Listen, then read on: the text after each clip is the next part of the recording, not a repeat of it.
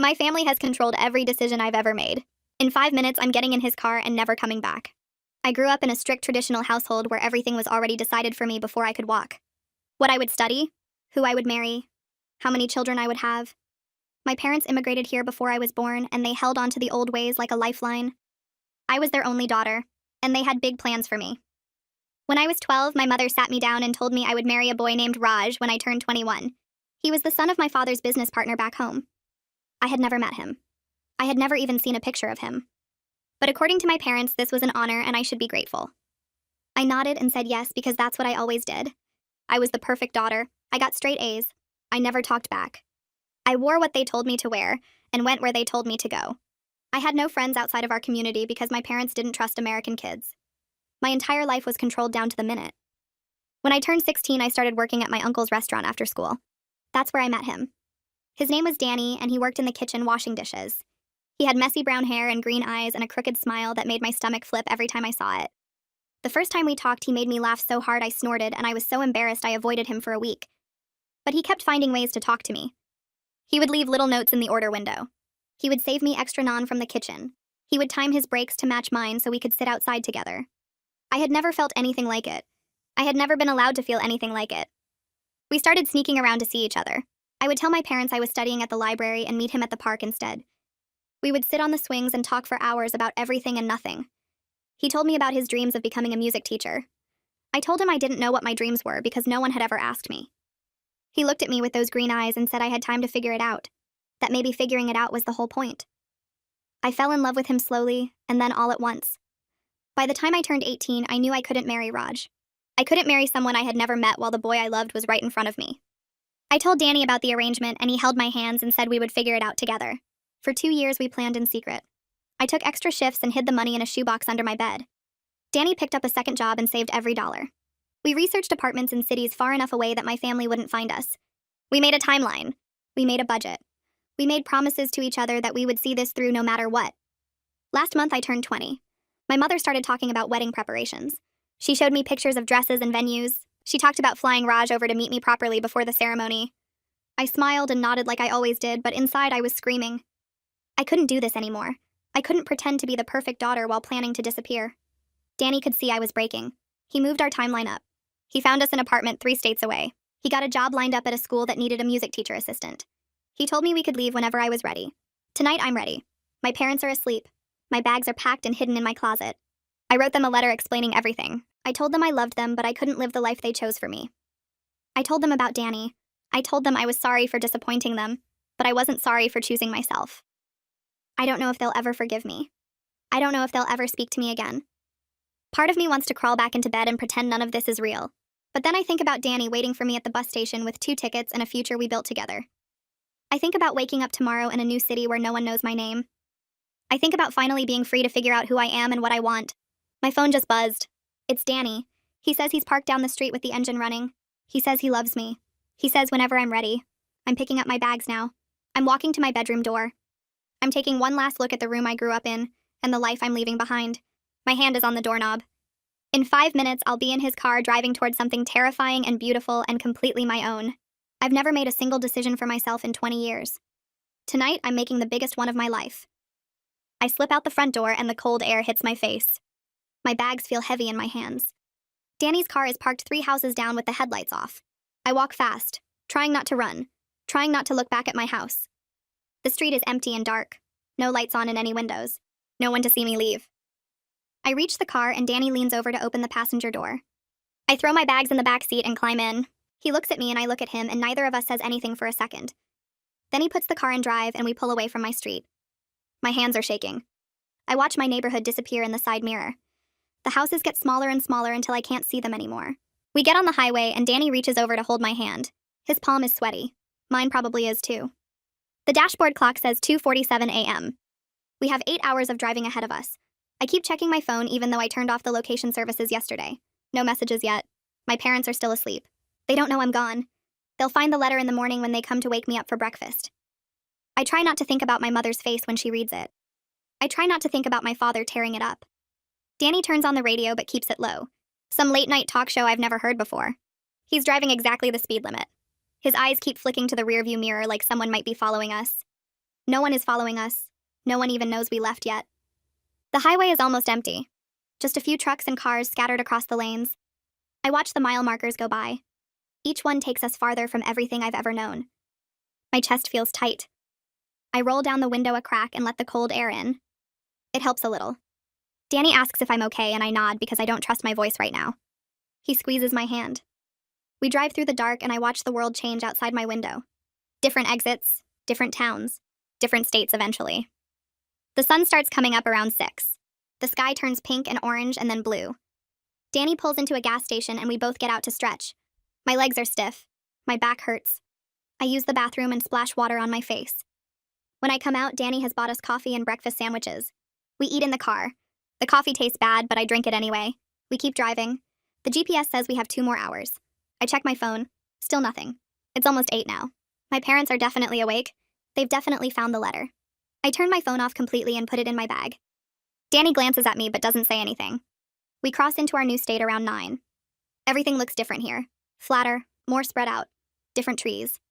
We take the exit for our new city and follow the GPS through streets I've never seen before.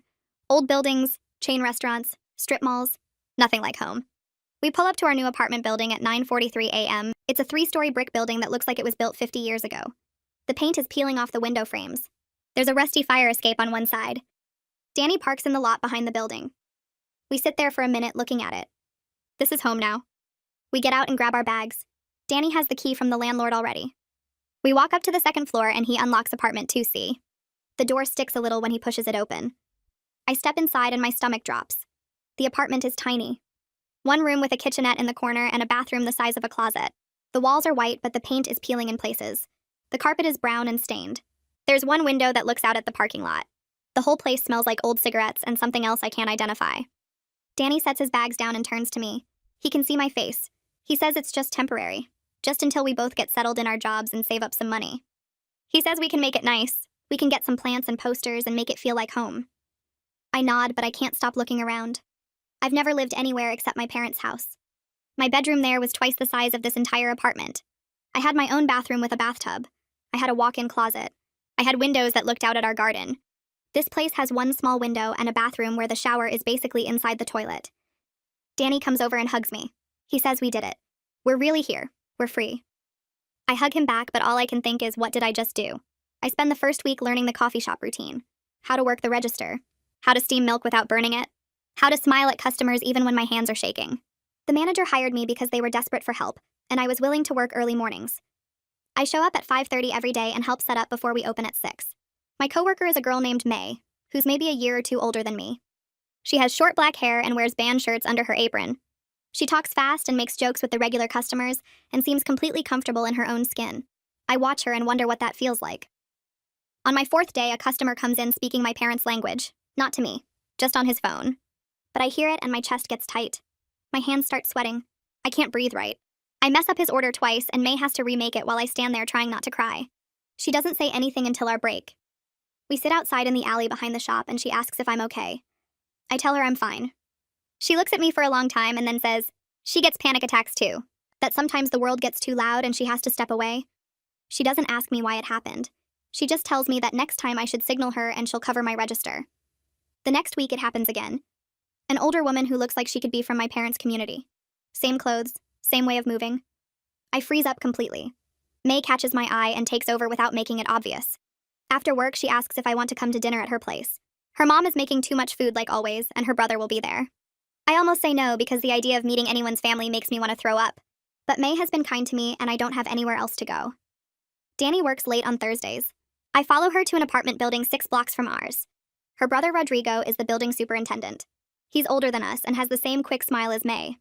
Their mom Hala is in the kitchen when we walk in. She's small and round with gray hair pulled back in a bun. She hugs May and then looks at me and smiles. She doesn't hug me, but she squeezes my hand. The apartment smells like garlic and spices I don't recognize. We sit at the table and Hala brings out dish after dish. Rice and vegetables and chicken cooked in a red sauce. She asks me questions, but they're easy questions. Where I'm from. What I think of the city. If I like working at the coffee shop. I answer carefully. I don't mention my family or why I left. But somehow the conversation turns to weddings. Rodrigo is talking about a couple in the building who just got engaged. Hala makes a face and says arranged marriages never work. May looks at her mom surprised. Hala keeps talking. She says when she was 19, her parents wanted her to marry a man from their village. A good man. A man with prospects. But she didn't love him. She barely knew him. So 2 weeks before the wedding, she got on a bus and left. Came to this country with nothing. Met May's father a year later. She looks at me when she says this. Really looks at me. Like she knows. Like she can see everything I'm carrying. She doesn't ask me anything. She just pats my hand and tells me to eat more. I cry the whole walk home. Not sad crying. Something else. Something I don't have words for. When I get back to our apartment, Danny is already there. He's on the couch with his laptop looking at something. He asks how dinner was, and I tell him it was good. He says his mom called. Wants to know if we're coming home for Thanksgiving. I freeze. Home. Like his parents' house is supposed to be my home now, too. I tell him I can't do that. He looks confused. Says it's just Thanksgiving. Just his family. Says they're excited to meet me finally. I try to explain that I can't be around anyone's parents right now. That even thinking about sitting at a family table makes me feel sick. He doesn't get it. He says we're free now. We did the hard part. We left. Why can't I just be happy? I want to scream. I want to tell him that running away didn't fix anything. That I still carry all of it with me. The guilt. The fear. The voice in my head that sounds like my mother telling me I'm a disappointment. But I don't know how to say any of that. So I just say I'm not ready. He gets quiet. Says fine. Says he'll tell his mom we're not coming. But I can tell he's hurt. He thinks I don't want to meet his family. He doesn't understand that it's not about them. It's about me and everything I'm still trying to figure out. We don't talk much the rest of the night. He goes to bed early. I stay up staring at my phone. No new messages. No missed calls. My parents have stopped trying to reach me. I don't know if that's better or worse. The next Saturday, Hala calls me. May must have given her my number. She asks if I want to help with her catering business. She does parties and events on weekends. She needs an extra pair of hands. The pay is decent. Better than the coffee shop. I say yes before I really think about it. That Saturday, I show up at her commercial kitchen space.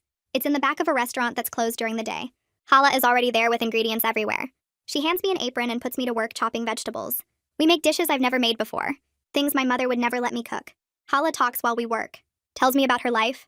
About leaving her family. About the years of silence before her mother finally wrote to her. She doesn't ask about my story, but I know she's telling me hers for a reason. We work for 6 hours. My feet hurt and my back aches, but I feel good. Useful. Like I'm learning something real. At the end, Hala pays me in cash and asks if I want to come back next week. I say yes. Over the next few weeks, I fall into a new routine. Coffee shop in the mornings, classes I'm not taking, catering with Hala on weekends. Danny and I are okay, but something feels off. He's busy with his teaching job. I'm busy with work. We see each other at night, but we're both tired. We don't talk about Thanksgiving again. We don't talk about my family. We don't talk about much of anything important. 4 months after we left, I'm sitting in our apartment looking at my laptop. I've been thinking about school. About actually going to college. Not the program my parents chose. Something I choose. I look up community colleges in the area. Find one that has rolling admissions. I fill out the application. I apply for financial aid. I write an essay about why I want to study. I don't mention my family, but I write about wanting to make my own choices. About wanting to learn. 2 weeks later, I get accepted. I get enough financial aid to cover most of the tuition. I'll have to take out a small loan for the rest. When I tell Danny, he's happy for me. Says he's proud of me. But then he asks about the cost. About whether we can afford it. I tell him I'll figure it out. I'll work more hours. I'll make it work. He nods, but I can see he's worried. We're already barely making rent. Our car is held together with prayer. We eat rice and beans most nights because it's cheap. Adding school costs feels impossible. But I'm doing it anyway. This is the first time I've chosen something completely on my own. Not because my parents told me to. Not because Danny suggested it. Just because I want it. I register for 2 classes. Introduction to Psychology. English Composition. Classes that sound interesting. Classes that might help me figure out what I actually want to study. My first day I'm so nervous I almost don't go. But I make myself walk into that classroom and sit down. The professor hands out the syllabus. Starts talking about the course.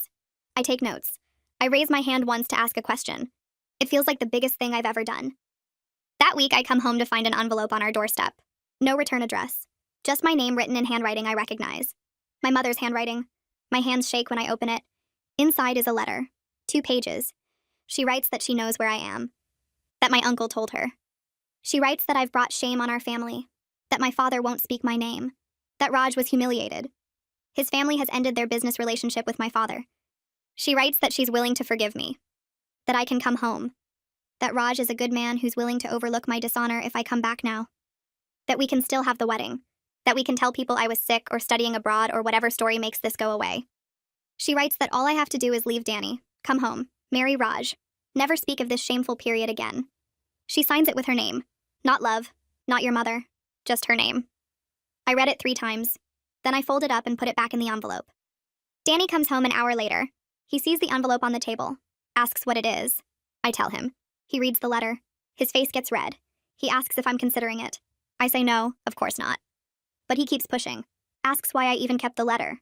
Why I didn't throw it away immediately. Asks if part of me wants to go back. I get angry. Tell him I'm not considering it, but that doesn't mean it doesn't hurt. That doesn't mean I don't miss my family even though they want me to give up everything I've built. He says I haven't built anything. We've been here 4 months. I work at a coffee shop and go to community college. That's not a life. I ask him what he thinks we're doing here then. He says he doesn't know anymore. Says he thought we were building a life together. Says he gave up everything to be with me and now I'm acting like I'm not sure. I tell him I am sure about leaving. I'm sure about not marrying Raj. But I'm not sure about anything else. I'm not sure who I am. I'm not sure what I want. I'm not sure if I even know how to be in a relationship when I've never been allowed to figure out who I am first. He looks at me like I just hit him. We don't talk the rest of the night. The next day I call May. Tell her I need to talk. We meet at a park near her apartment. I tell her everything. About the letter. About the fight with Danny. About how I feel like I traded one life where someone else made all my decisions for another life where I'm just following Danny's plan. She listens. Then she says something that hits me hard. She says choosing myself doesn't mean choosing Danny over my family. It means learning to be alone. Learning to be okay with just me. Not my parents' daughter, not Danny's girlfriend, just me. I start crying. She hugs me. Says it's okay to not have it all figured out. Says it's okay to need space. Says real love means giving each other room to grow even when it's hard. When I get home, I tell Danny we need to talk. I tell him I need space, not a breakup. Just space to figure out who I am without my parents defining me, but also without him being my whole world. He's hurt. Says he doesn't understand. Says we ran away together. We're supposed to be together. I try to explain that I've never been alone. I've never made decisions just for me. I went from my parents' house to our apartment. From their rules to our relationship. I need to know who I am when I'm just myself. He asks what that means practically. I don't know. I just know I need it. We leave it there. Awkward and unresolved. But something has shifted. 5 months after we left, everything falls apart. Danny comes home one Tuesday with news. The music school offered him a better position. Real teaching. Not just assisting. In another city 2 hours away. Better pay. Actual benefits. Health insurance. A future. He's excited. Says this is what we've been working toward. Says we can get a better apartment. Says I can transfer my college credits. Says it's a fresh start. I feel sick. I just started building something here. My job with Hala. My classes. My friendship with May. The coffee shop where I'm finally starting to feel comfortable.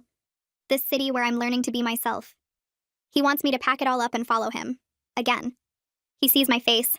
Asks what's wrong. I tell him I don't want to move. He laughs. Says I'm joking. I say I'm not. I say I need to stay here. I need to finish what I started. He stops laughing. Says he turned down other opportunities to come here with me. Says he took a lower paying job in a city he didn't know because I needed to get away. Says now that he has a chance to do better, I'm telling him no. I say I'm not telling him no. I'm telling him I can't go with him. He can take the job. He should take the job. But I need to stay. We fight for hours. He says I'm being selfish. Says he gave up everything for me. I say I never asked him to give up anything.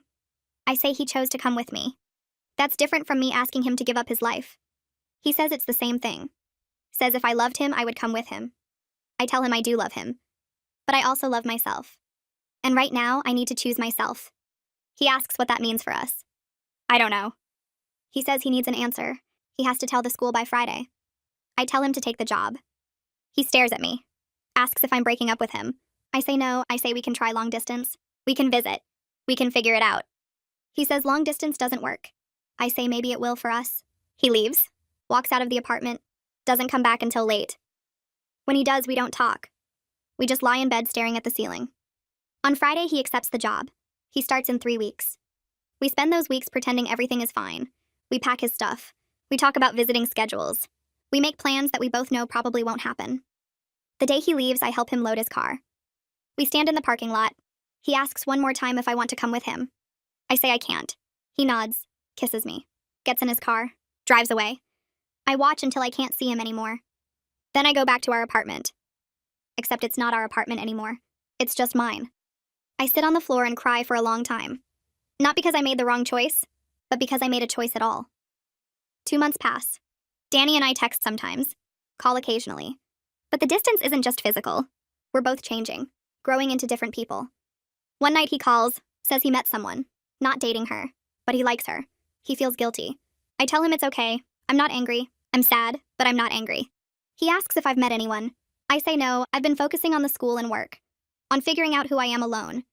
He says maybe that's what we both needed, to figure ourselves out separately. I agree. We talk for a few more minutes. Then we say goodbye. Not forever goodbye. Just goodbye for now. I hang up and sit in my quiet apartment. Not sad exactly. Just aware that something important ended and something else is beginning. 3 weeks later, I sit at my kitchen table with a blank piece of paper in front of me. I've started this letter 7 times. Each version ends up crumpled in the trash. I don't know how to tell my parents I'm not coming home without making it sound like I hate them. I don't hate them. I just can't live the life they planned anymore. I pick up my pen again. I write that I'm safe, that I have a job and an apartment, that I'm taking classes at the community college. I write that I miss them, that I think about them every day, that I want them in my life if they can accept that I make my own choices now. I don't apologize for leaving. I apologize for the pain I caused, but not for choosing myself. I read it 3 times. It's not perfect, but it's honest. I fold it into an envelope and address it to my mother. I walk to the post office before I can change my mind. The letter disappears into the blue mailbox and I stand there for a minute wondering if she'll even read it. Months pass. I work morning shifts at the coffee shop and help Hala with catering on weekends. The money is better than I expected. Hala pays me under the table at first, but then puts me on payroll when she sees I'm reliable. She teaches me how to make dishes I've only eaten at family gatherings, how to season properly, how to time everything so it's all ready at once.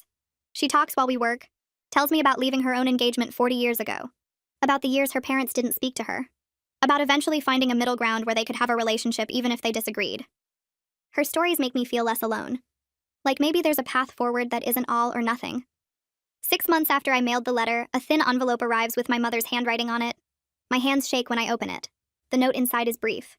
She writes that my father isn't ready to speak to me, that he's still hurt and angry, but she's willing to talk sometimes if I want.